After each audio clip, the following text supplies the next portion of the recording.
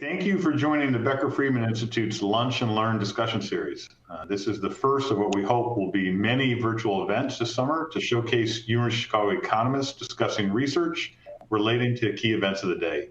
My name is Michael Greenstone, and I'm a professor of economics and director of the Becker-Friedman Institute for Economics here at the University of Chicago. It's my great pleasure today to introduce today's speakers who are going to lead a fantastic and fascinating discussion around the economic policy response to the COVID-19 pandemic. First, let me begin by introducing two very dynamic faculty members from the Booth School of Business. The first is Eric Zwick. He's an associate professor of finance and a FAMA faculty fellow at the Booth School. Eric studies the interaction between public policy and corporate behavior with a focus on fiscal stimulus, taxation, and housing policy. He's going to discuss a new working paper that has received quite a lot of attention. Did the Paycheck Protection Program hit the target? And I'll just say Eric and I were involved on a briefing with some staffers from Capitol Hill, and the phrase "quite a lot of attention" does not adequately capture Hill staff's questions about what was going on in their district. People want to know, in the western part of Nebraska, what were the impacts? It was fascinating to see how economics research can bring alive questions that people find very important. Joe Vavra is an associate professor of economics, also at Booth. And in a few short weeks, he's going to be a full professor of economics. Congratulations, Joe. He studies macroeconomics and monetary economics, the influence of housing on the macroeconomy, and the effects of regional business cycles and aggregate activity. He's done some significant work on the COVID-19 economy, including a paper that he's going to discuss today, U.S. unemployment insurance replacement rates during the pandemic. Has some very fascinating results. And last, but certainly not least, it's my great pleasure to introduce the moderator of today's discussion, Rebecca Jarvis. Rebecca is a chief business, technology, and economics correspondent for ABC News. She's also a University of Chicago, I should say, proud University of Chicago alum who bleeds maroon, and a member of the Becker-Friedman Institute's Advisory Council. We're absolutely delighted that she could join us today. We have a packed agenda for the next hour. Eric and Joe will give some brief remarks, followed by a roundtable discussion that Rebecca will lead. And then we'll open the program to audience questions. At any time during today's program, you can submit questions using the Q&A box at the bottom of your screen. So without further delay, let me turn it over to Rebecca so that she can get us started. Thank you again for joining us for what will be the first of several events this summer. Thank you. Great, thank you so much, Michael. We're just going to begin by both Eric and Joe going through their research, and we can start with Eric giving us a broad overview of his research on the PPP. Cool.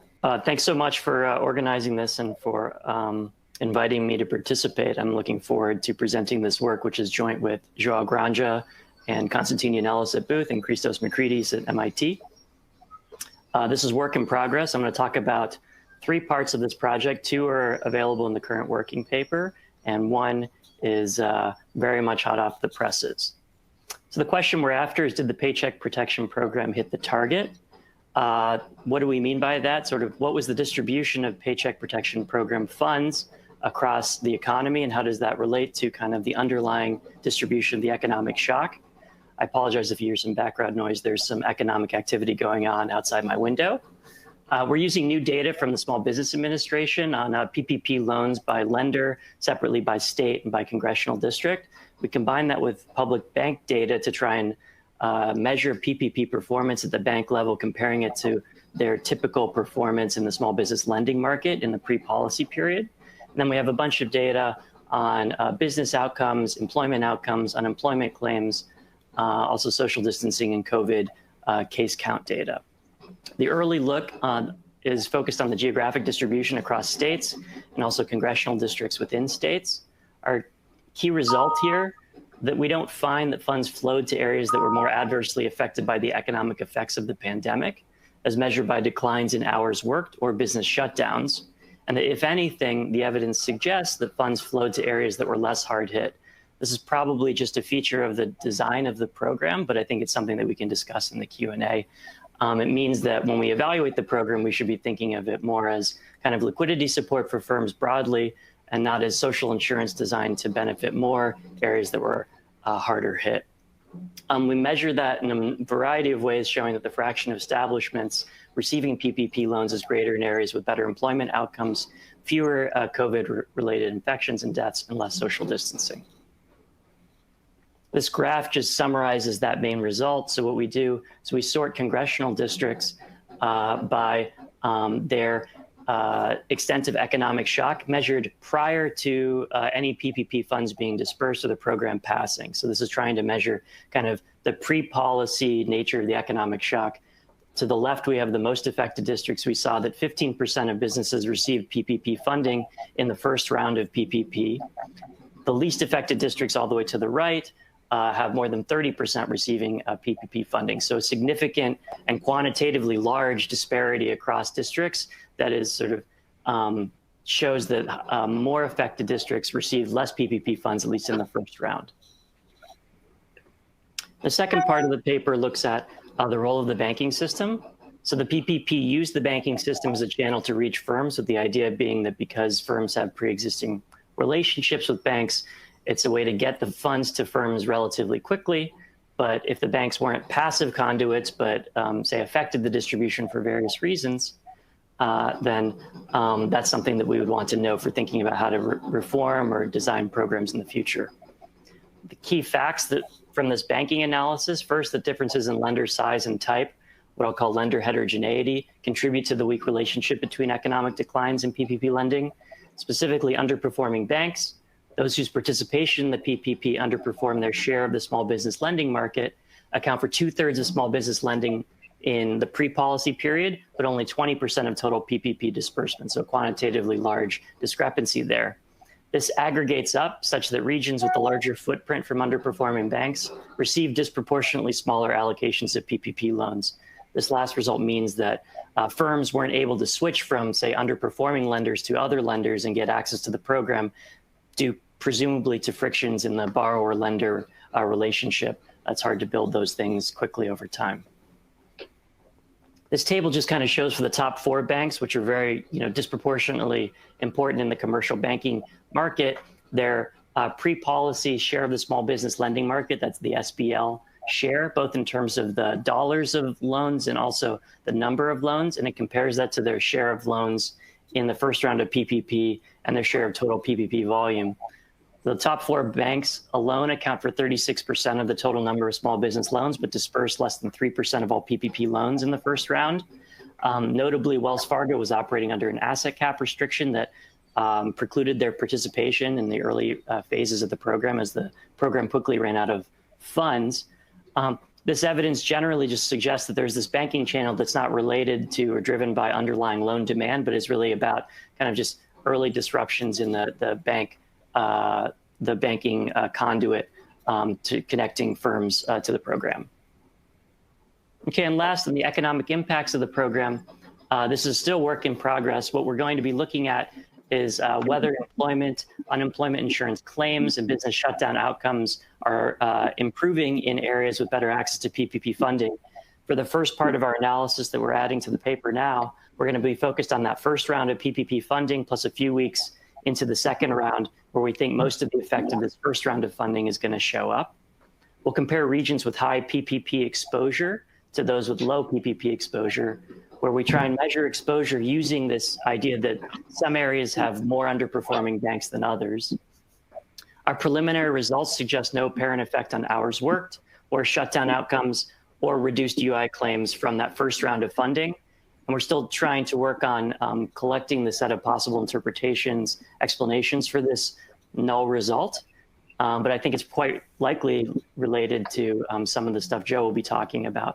Overall, I think the evidence on early employment impact suggests that the PPP functioned less as social insurance and employment support, but likely still provided liquidity support, but to a broad set of firms, not just the firms that were in hard affected areas. And then we want to think about the social insurance value of that. Going forward, we're going to continue to study employment and establishment responses to the program, the impact of support. But I'm going to hand off to Joe now and look forward to the comments and questions. All right, yeah, so I'll just jump right in talking about some results on unemployment insurance and thinking about the role of unemployment benefits during the early stages of this recession. So just thinking about kind of background and social insurance and the starting point for this, the sort of pre-CARES, the pre-pandemic unemployment insurance system is state-based, so individual states basically provide some unemployment benefits for unemployed workers that are proportional to the earnings that they've lost. The level of earnings that are replaced vary substantially across states, and there are individual caps on the maximum amount of benefits that different people can get.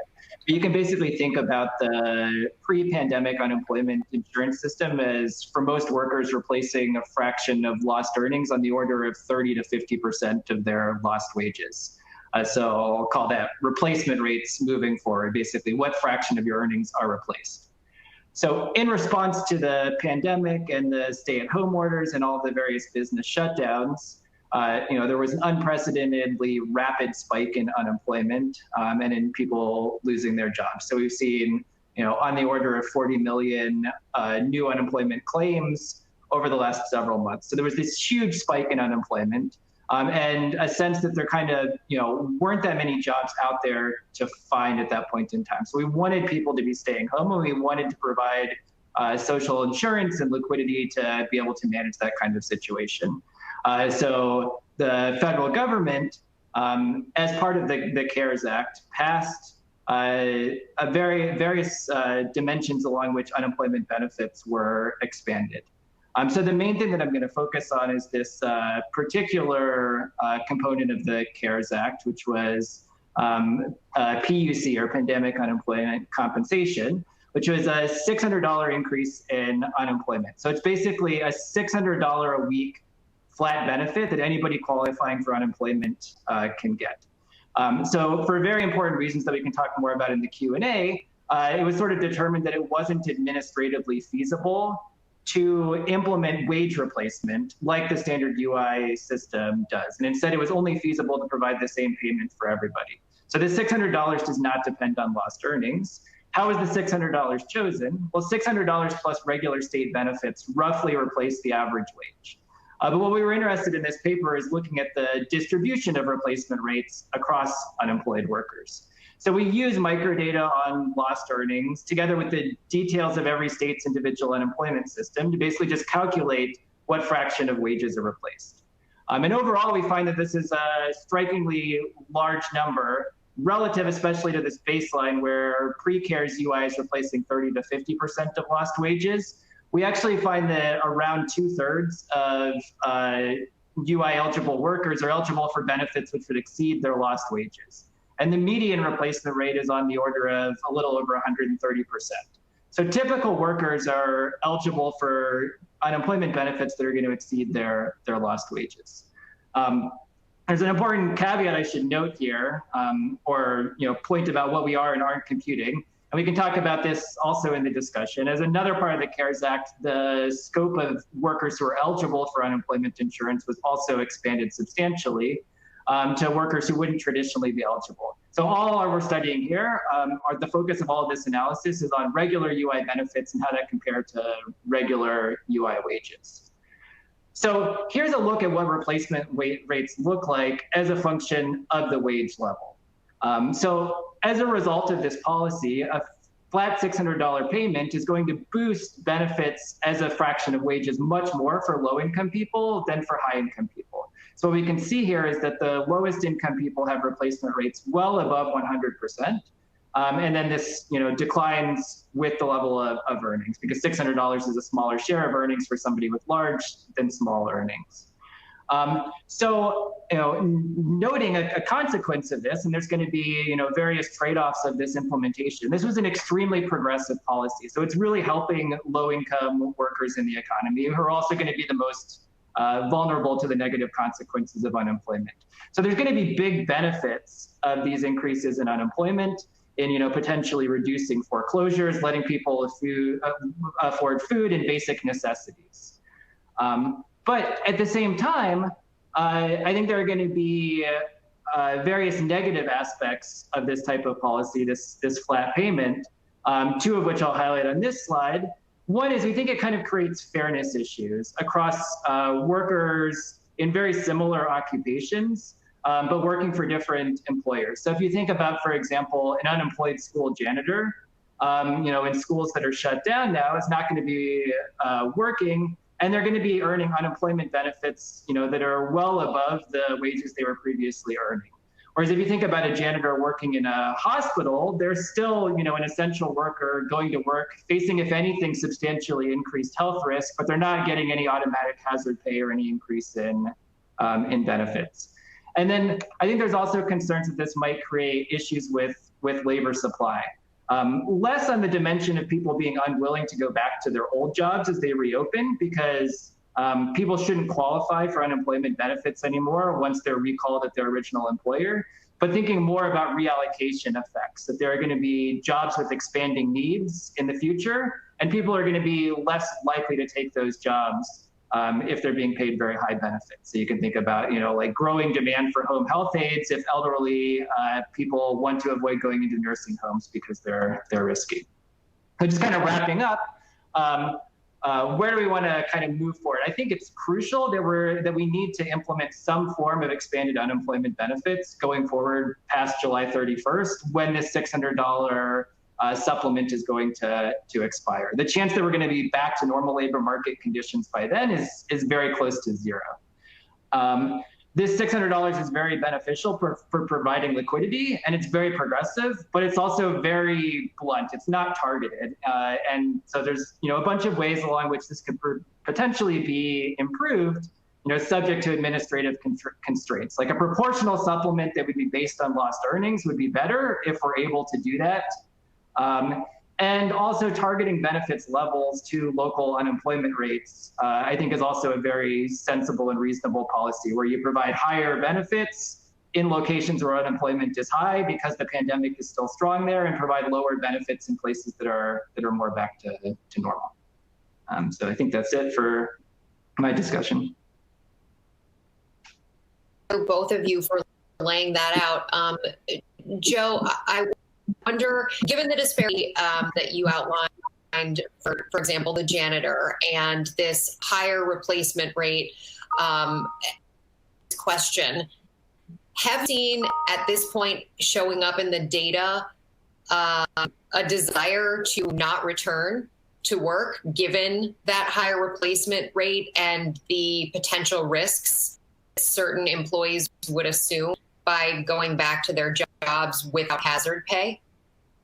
I think it's hard to measure these things directly in the data in a systematic way, because what we observe is just, which people are currently unemployed, and we can observe which people are potentially going back to work, but we don't observe, necessarily people who are more and less willing or more and less desiring to go back to work. So I think that's a little bit hard to say. Anecdotally, I think there's a lot of anecdotal evidence with business owners, reporting this $600 payment as a constraint, and that they're feeling these fairness concerns, that as their businesses are potentially reopening, their workers are, somewhat more reluctant to come back. That doesn't mean that they necessarily aren't coming back, but they're at least more reluctant to do so. And, in businesses with lower demand who have laid off some of their workers and kept some of their workers on, I think, again, there have been stories about the workers who are being kept on sort of complaining about the workers who have been let go actually earning more than them, and asking for some sort of job sharing thing where they might transition in and out of unemployment so they could also get some of this $600 increase. But how systematic is that? I think we don't have great evidence at this point on how widespread that is, but there's certainly a lot of anecdotal evidence that suggests it's important. Well, that certainly raises questions about the PPP. And Eric, the fact that certainly all businesses were essentially eligible for it as long as they met certain thresholds. But for some businesses, a restaurant, for example, that was 100% closed, but needed to bring back 100% of its employees or most of its employees to be eligible for it into a grant as opposed to, it might not have made the same sense as a catering business or construction business, which with social distancing could have taken that money and used it to rehire employees who were actually working. Yeah, so I think the design of the program to try and keep workers attached at a time when maybe like the broader public policy desire was to have people socially distant and maybe even stay home. And there was sort of a bit of a cognitive dissonance in that design element. And so I think there's been a lot of demand for changing the rules to allow businesses that were kind of prevented from operating to benefit from the program. And I think just last week, Congress passed a number of changes that make it more likely that PPP funds that firms currently have, but maybe they've been sitting on and not spending because they haven't been able to, or they're going to be able to access those funds because there was only an 8-week period when firms were basically allowed to use those funds and get forgiven. And that has now been extended for 24 weeks.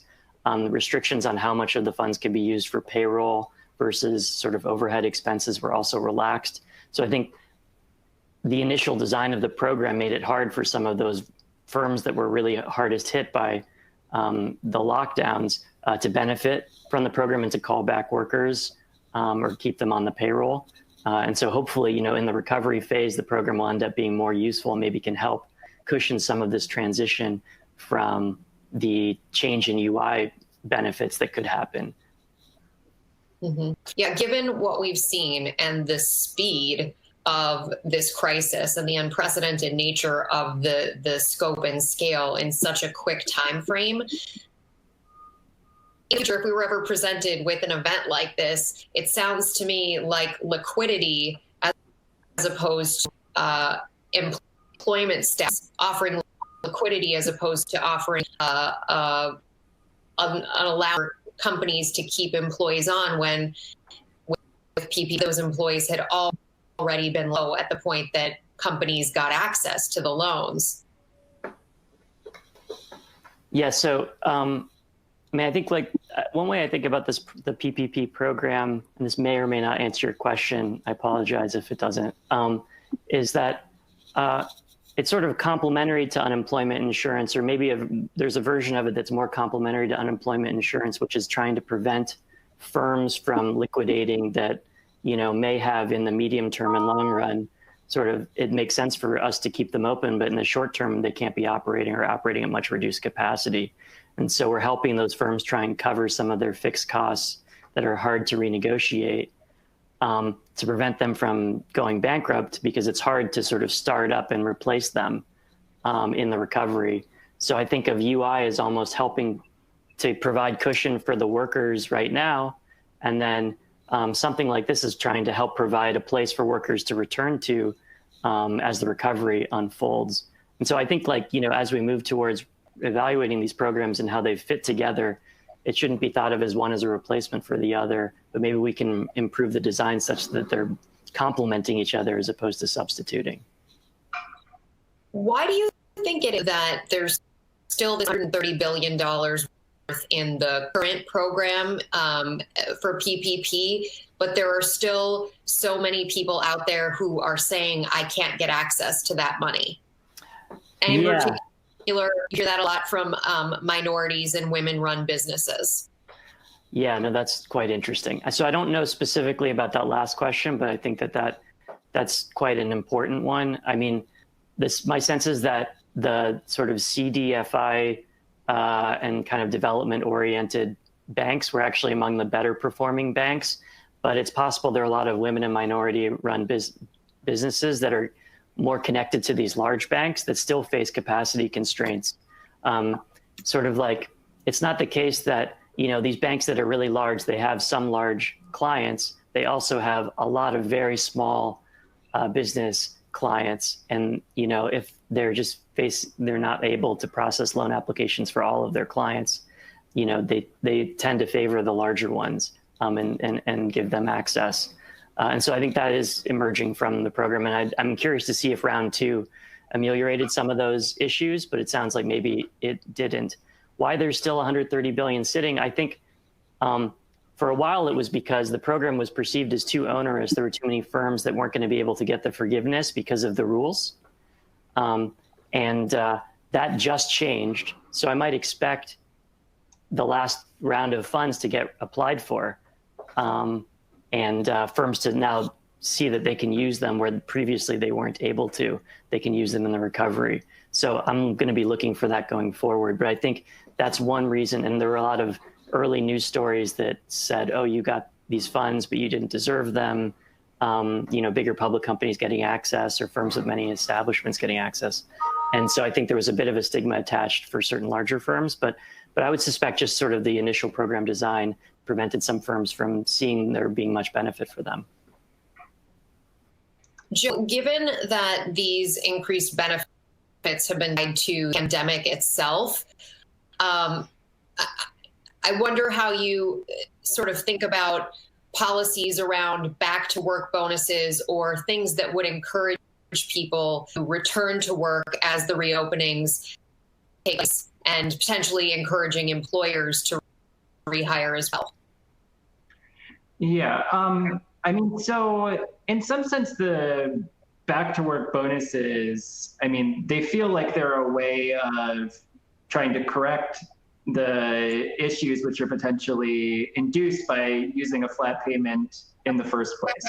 I think in the first instance, when we were moving into the height of the layoffs here and wanting people to stay home, I don't think we were concerned with labor supply incentives. And it would be sort of, I think, crazy at that point back in March or April to be talking about how are we going to design incentives to get people back to work.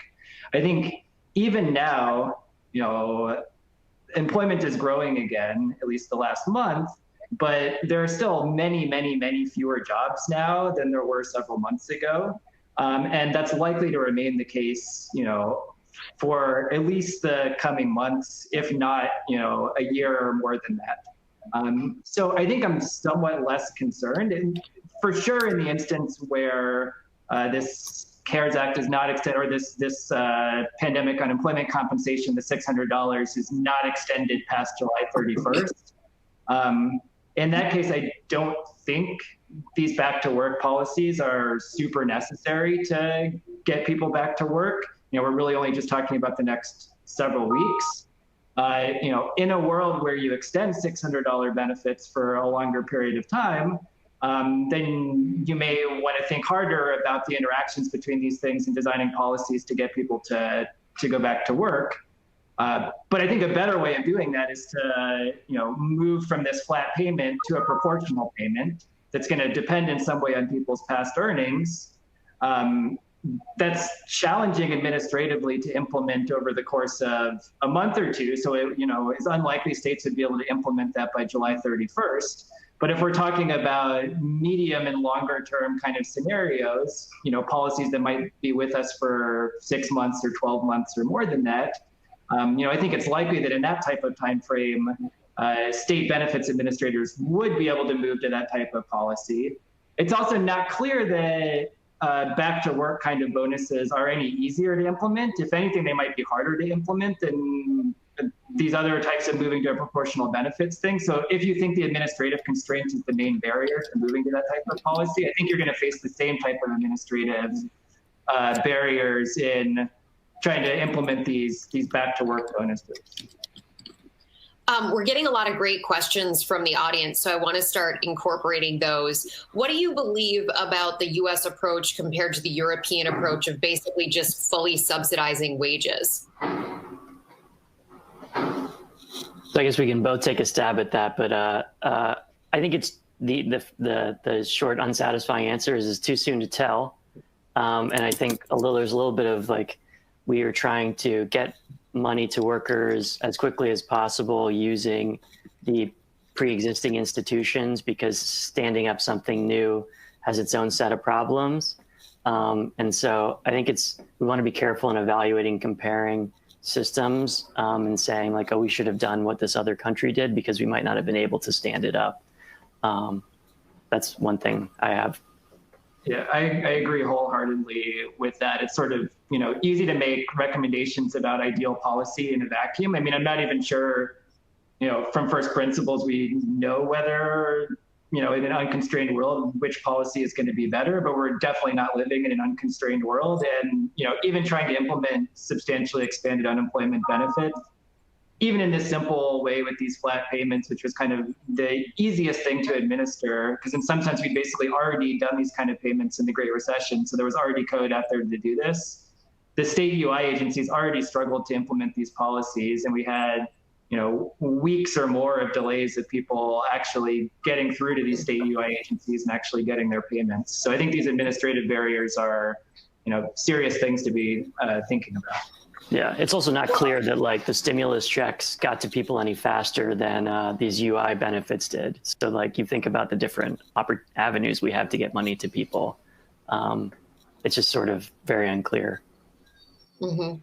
Well, and I also wonder, given how slow the UI benefits were to be paid out, how hard that process was for millions of people in the early days of applying, how hard it's going to be for states to process people on the opposite side as they exit unemployment and then return to employment, and whether the data that we're looking at fully encompasses real time the reality. You mean in terms of reflecting labor market conditions, or in terms of right? Like I wonder about continuing claims, for example, if policy decisions are being made at this moment in time based on what we see from the jobs report and potentially from continuing claims and the UI, the weekly unemployment benefits reports we're getting. I looked at the last jobs report, for example, and how so many economists got it so wrong, and wondered if potentially some of that was based on UI benefits being an input into those economic models, and the UI benefits not getting fully caught up in the early days of this with people filing new claims for unemployment, and potentially now at this stage not being fully caught up with the number of people who are returning to work at this time. Yeah, so I think you can, potentially get misleading views of the labor market in a world where things are changing very rapidly and you're moving from kind of, improving employment situation to a worsening situation, or vice versa, as you move from unemployment increasing to decreasing. So you saw huge spikes in claims and continuing increases in new unemployment claims, all the way through May, which was, I think, one of the reasons why a number of people were forecasting that, unemployment would continue to go up substantially. But it's, totally true that there were backlogs in claiming unemployment and getting through. And so that can be moving slower. The other thing that new unemployment claims miss is you're not capturing, anybody who's being rehired who might not have, already gotten through and claimed benefits. And so you're going to miss those two types of things. All of this labor market data the unemployment claims data comes out weekly. The jobs numbers come out monthly. So that's going to be slightly more backwards looking. In normal recessions and economic environments, a 1 month lag is not a big deal, but things are changing so rapidly right now that, things can be different from 1 month to the next. There are other kind of private data sources out there that have closer to real-time information. There's some data from like staffing firms and things like that, and people have been analyzing those things. There we did see, kind of consistent with the employment numbers, that hours and things like that did start rebounding in May. So from that perspective, the employment numbers in the end are not super surprising. They're kind of consistent with bottoming out, several weeks earlier than we might have anticipated a month or so ago. But they're still well below where, they were 3 months ago. So it's not like there's discussion of this V-shaped recovery. Like, we have not, yet seen evidence of a V-shaped recovery. We're vastly below where we were months ago. Yeah, we have a long way to get to V. Ben Levinsky, a Booth Evening MBA, asks, what are the implications of the $600 UI replacement for a potential UBI in the future? So I think one way of maybe thinking about the $600, if you extended it kind of permanently into the future, which I think is a pretty unlikely scenario politically. My sense is there's almost no chance of that happening. I mean, you could sort of then think about the $600 weekly benefit as, in some sense, providing a floor on wages. Like there aren't going to be probably that many people who are likely to take jobs that pay less than $600 a week.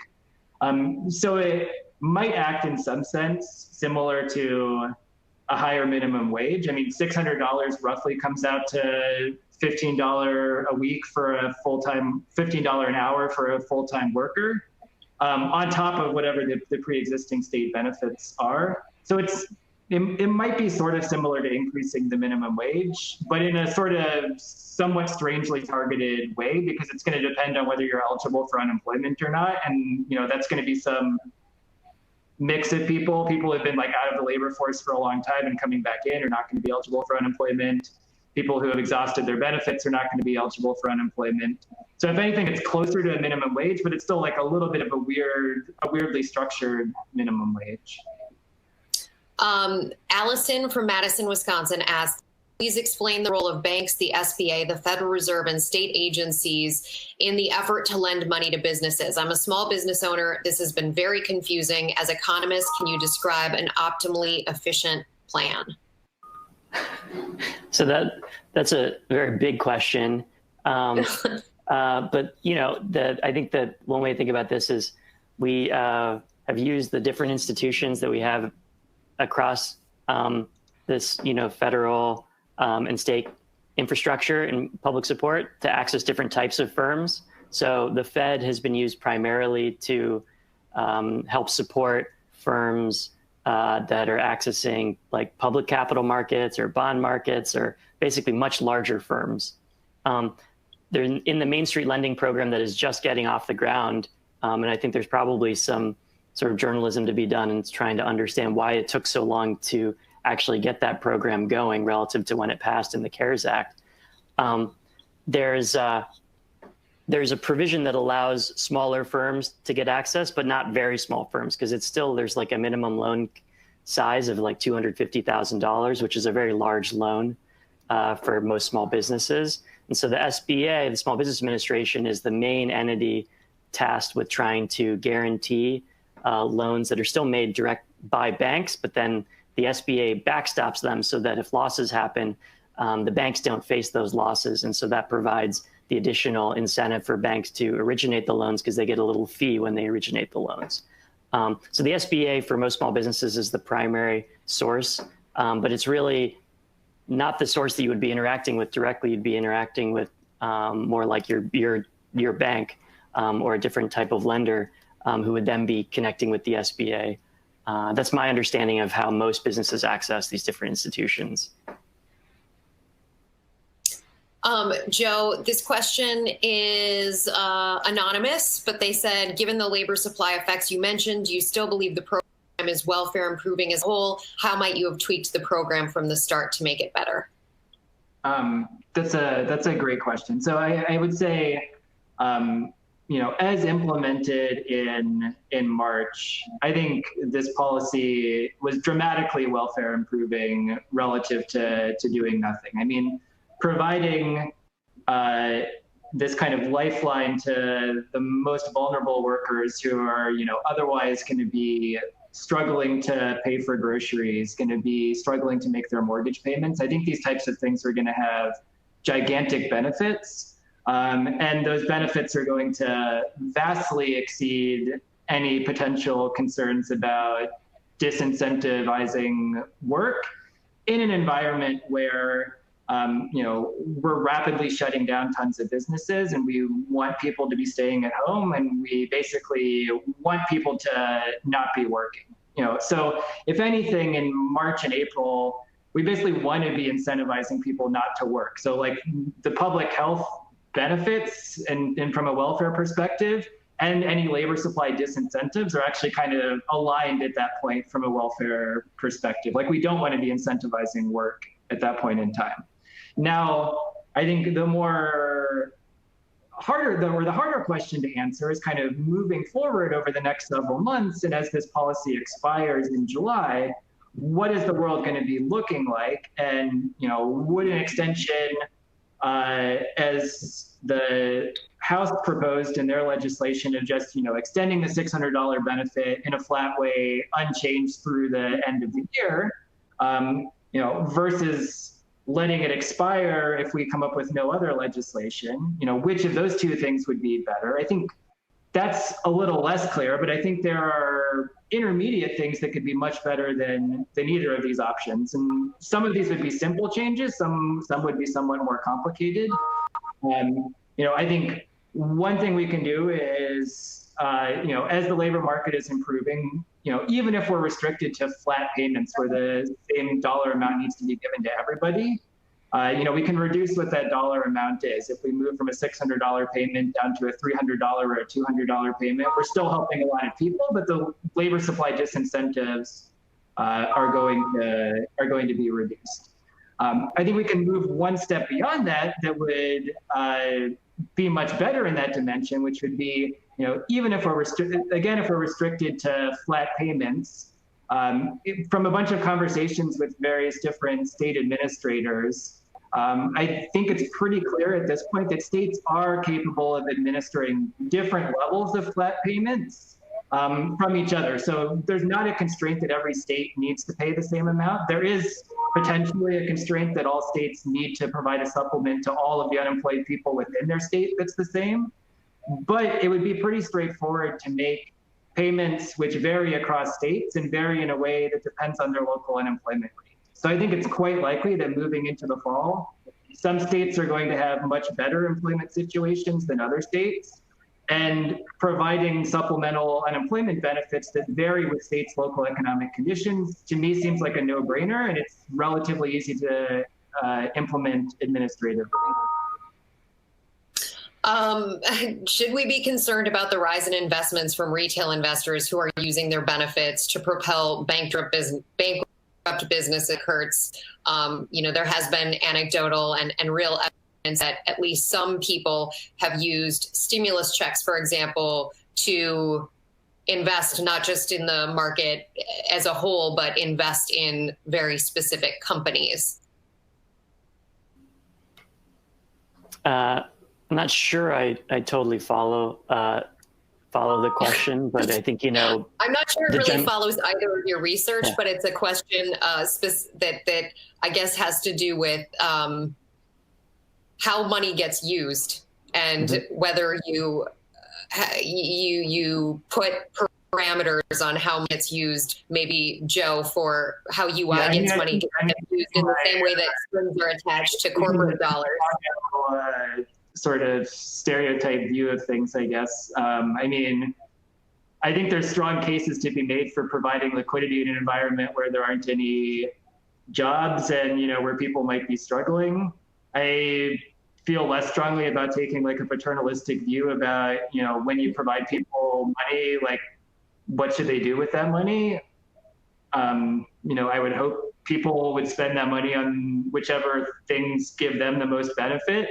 I would assume, most people, if they can't buy groceries and things like that, would choose to spend their stimulus checks on groceries before spending it on luxuries or, speculating on various things. But I don't think it's the government's role to, be telling people exactly how they should be spending their money. Yeah, I think there is a role for oversight more generally, and I think there was an important part of CARES Act and subsequent congressional action to try and staff a large oversight apparatus that, like in the case of the stimulus in the 2009 recession, was quite important for helping to rid identify fraud and other abuses of the funds and try and guide policy design going forward. So I think that oversight piece, transparency, are super important principles when we, are spending hundreds of billions of dollars. Mm-hmm. How will the inflation rate be affected as a result of PPP, Eric? I think so Joe's more of the inflation expert than I am, but my sense is that this is not very relevant for inflation. That, demand and the level of the economy and stuff are much more important than this. This will have no effect on inflation is my guess. I can jump in and say slightly more on inflation stuff, not about PPP in general, but just thinking about, the effects of the pandemic more broadly and, how that interacts with stimulus kind of effects. And this probably isn't like a super satisfying answer, but I think right now, I would say we just don't really know, because I think there are sort of two competing forces for thinking about inflation kind of effects. I mean, one is that there have been, as a result of this pandemic, massive supply chain disruptions, as well as, sectors which are shut down. When you think about sectors shut down and goods that you can't, purchase anymore, conceptually, the way to think of that from like a cost of living sort of perspective is the price of those goods has increased, dramatically. So those are kind of effects that you would think of as like increasing inflationary pressure. At the same time, as unemployment goes up and income goes down and people are losing their jobs, that's going to have negative demand pressure on the economy that's going to, all else equal, be deflationary. That's kind of at the initial stages of the pandemic when things are getting worse. Then as you go into more of a recovery mode, things are going to flip. We've already seen in aggregate data that savings has actually skyrocketed substantially over the last few months because spending has actually gone down much more than income has gone down.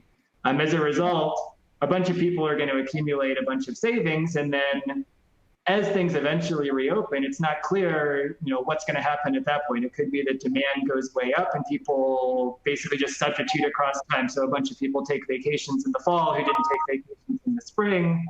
That may produce inflationary pressure, or the economy may go through a long, slow recovery process with low demand, and that may induce deflationary pressure. And I think we just don't know how those countervailing forces will play out over the next several months.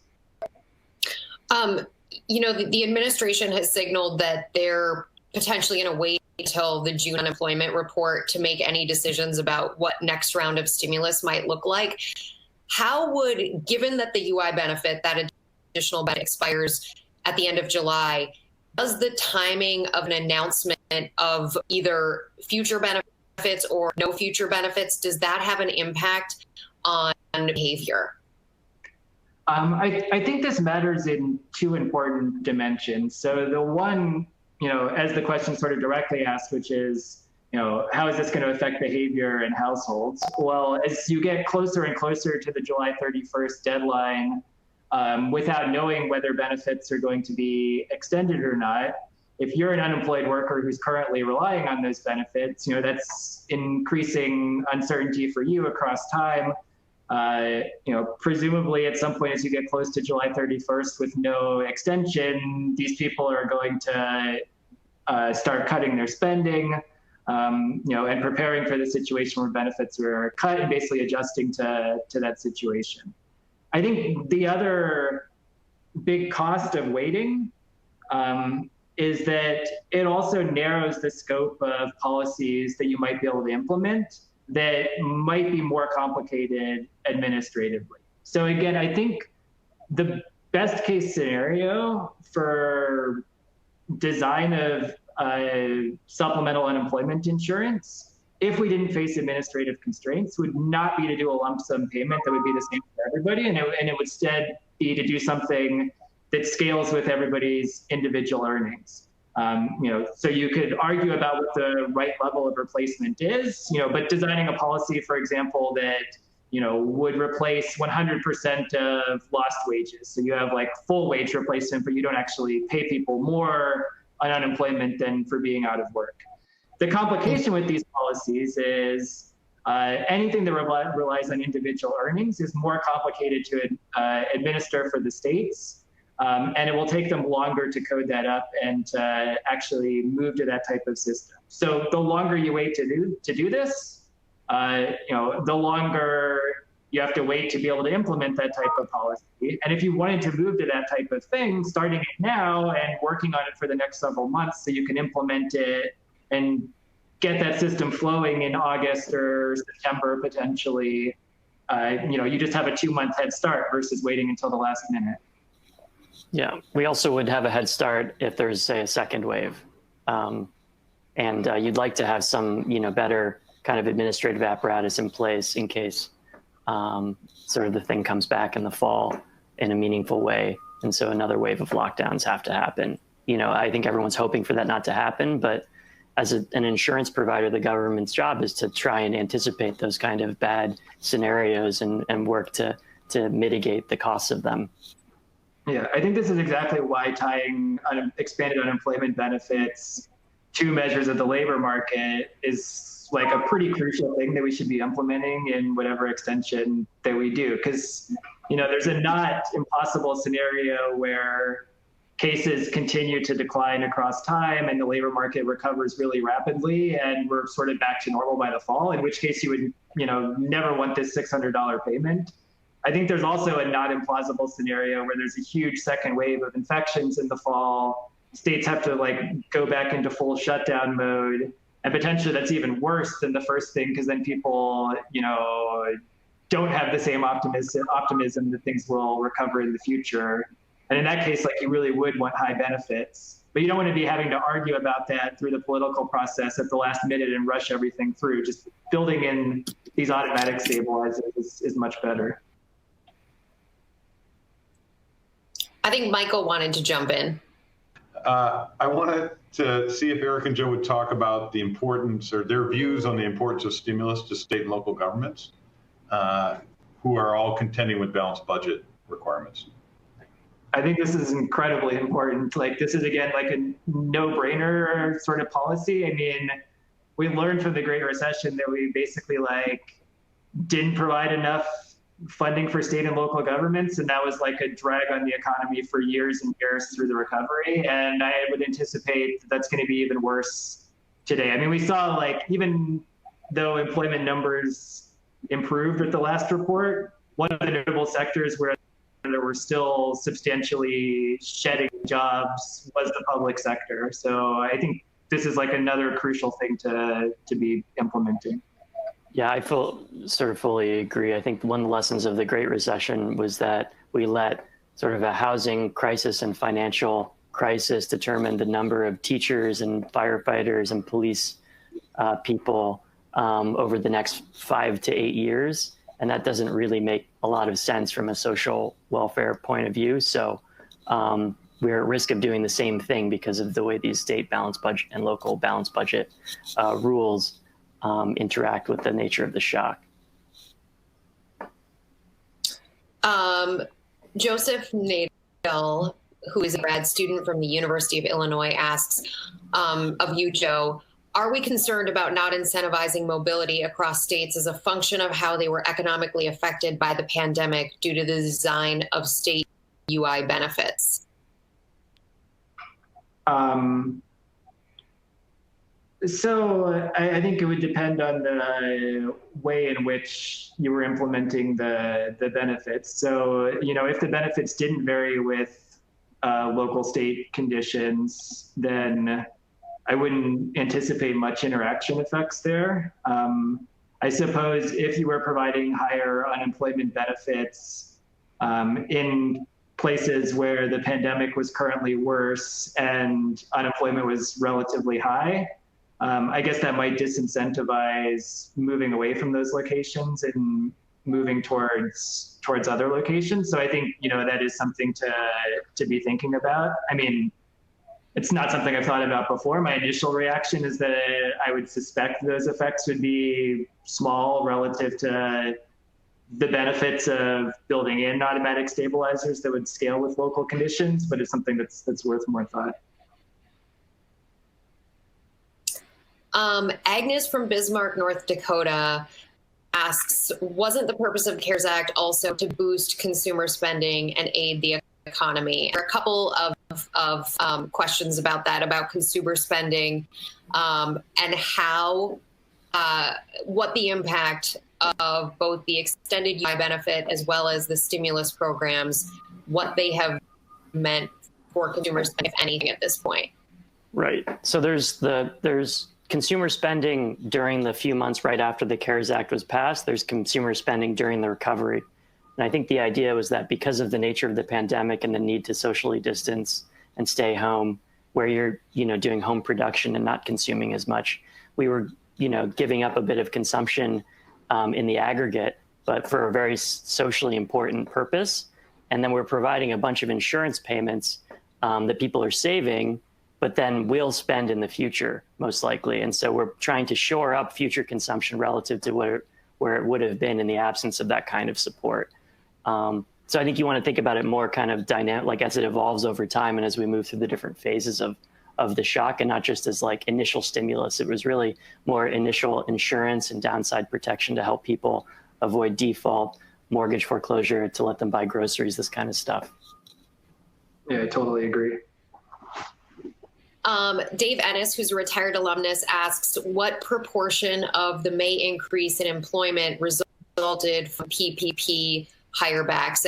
And actually, as we're speaking, Larry Kudlow is on CNBC saying that the PPP is entirely the reason that we got the surprise May jobs report. So what evidence we have right now suggests that relaxing the lockdowns and stay at home was more important for the comeback in employment and businesses reopening than differential exposure to PPP in the first round. I would believe the PPP is probably helping avoid firm bankruptcies, and so is going to have an employment effect over, say, later parts of May, June, and through the summer. The May jobs report, I think there are a lot of other explanations for it that I would start with before saying that the PPP was responsible for it based on what I've seen in data. But, it's one potential explanation, I guess.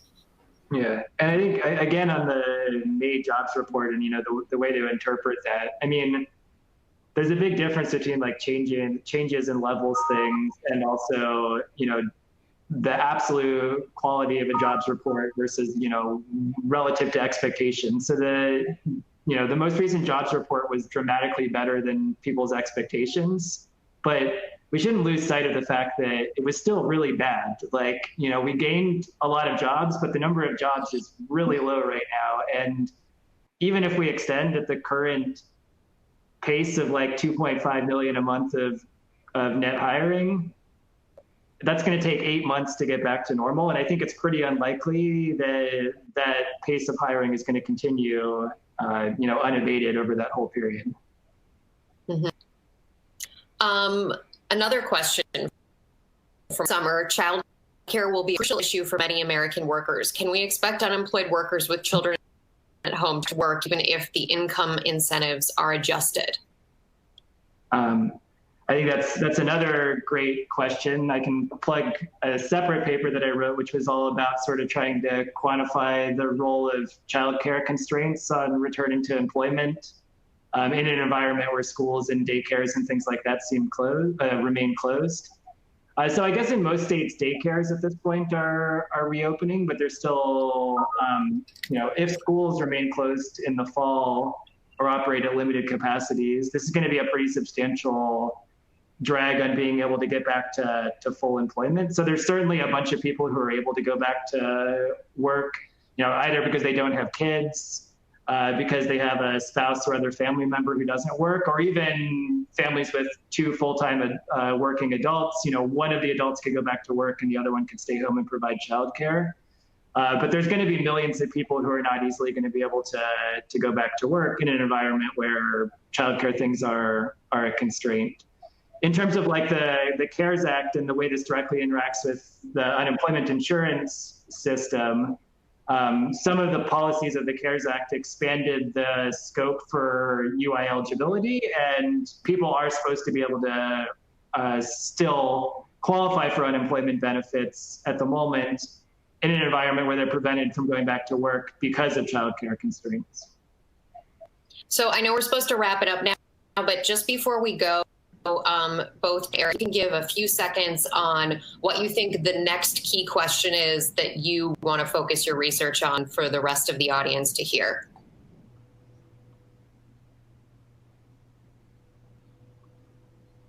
Are you muted? sorry about that. I'm definitely very interested in thinking through how this additional liquidity provided to firms, whether that helps prevent bankruptcies that would have happened otherwise, and trying to measure that, because that's going to ultimately affect the speed and nature of the recovery.